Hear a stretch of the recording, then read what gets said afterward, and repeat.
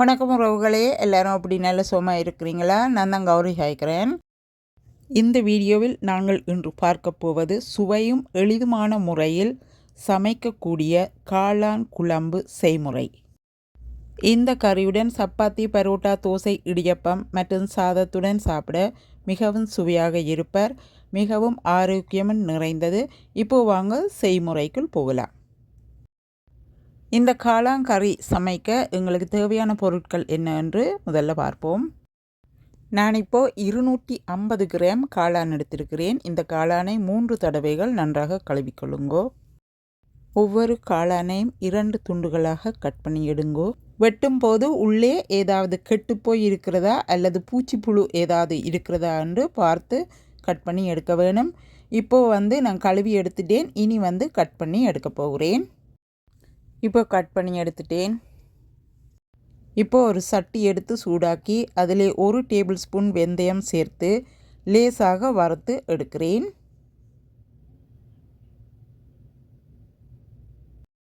வறுத்துட்டேன். இப்போது இதை அடுப்பிலிருந்து இறக்குறேன். இப்போது அதே சட்டியில் 5 மில்லி கனோலா ஆயில் சேர்த்துக்கிறேன். அதோட அரை டீஸ்பூன் உப்பும் சேர்த்து கொள்ளுகிறேன். இப்போது இரண்டையும் ஒன்றாக சேர்த்து 1 நிமிடம் சூடாக விடுகிறேன். இப்போது வெட்டி வைத்திருக்கும் காளானை சேர்த்து கொள்ளுகிறேன். காளான் கட் பண்ணின உடனேயே குக் பண்ண தொடங்க வேணும். இல்லையெண்டா காளானும் கயரூற வலிக்கிட்டுடுவார். அடுப்பு தணலை மீடியம் ஹீட்டில் வைத்து குக் பண்ண வேணும். இல்லை என்று சொன்னால் காளானிலிருந்து தண்ணீர் கூட பறக்க வலிக்கிட்டுடுவார். இப்போ மூடி போட்டு 2 நிமிடங்கள் வேக விடுகிறேன். அதற்கு பிறகு மூடியை திறந்து கிளறி விடுங்கள்.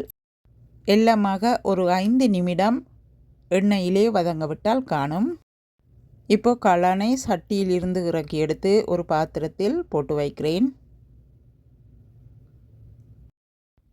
இப்போ இன்னும் ஒரு சட்டியை அடுப்பில் வைத்து சூடாக்கி காளான் வதக்கிய அதே எண்ணெயை அந்த சட்டிக்குள் ஊற்றுகிறேன். காளான் வதக்கிய எண்ணெயில் தான் நல்ல சுவை இருக்கும். அதை பயன்படுத்தி சமைக்கவும். இப்போது 1 மேசக்கரண்டி சோம்பு, அரை தேக்கரண்டி கடுகும் சேர்த்து நல்லா தாளிக்க விடுகிறேன்.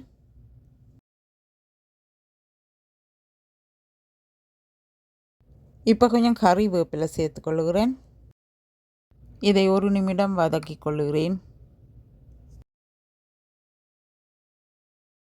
அதற்கு பிறகு நறுக்கிய 1 வெங்காயம், 1 கொத்து பூண்டு, 3 பச்சை மிளகாய் கீறி போட்டுள்ளேன். அதற்கு பிறகு அரை தேக்கரண்டி உப்பு சேர்த்து வெங்காயத்தை பொன்னிறமாக வரும் வரை நல்லா வதக்குறேன். இப்போ வெங்காயம் நல்லா வதங்கியாச்சு. 1 தக்காளி பழம் வெட்டி வைத்திருக்கிறேன். அதையும் சேர்த்து கொள்ளுகிறேன். வறுத்து வைத்திருந்த வெந்தயம், அரை தேக்கரண்டி மஞ்சள் தூள், 2 மேசைக்கரண்டி வீட்டில் தயாரித்த கறி பவுடர் 1, 2. இப்போ எல்லாத்தையும் நல்லா கலந்து விடுகிறேன்.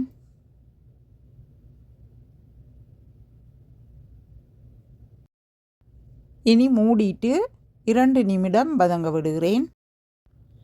2 நிமிடத்திற்கு பிறகு மூடியை திறந்து ஒரு தடவை நன்றாக பார்த்துவிட்டு இப்போ 1 கப் 2ஆம் தேங்காய்பால், அரை கப் புளித்தண்ணீரும் சேர்த்து 5 நிமிடங்கள் கண்டினியூ பண்ணி குக் பண்ண போகிறேன்.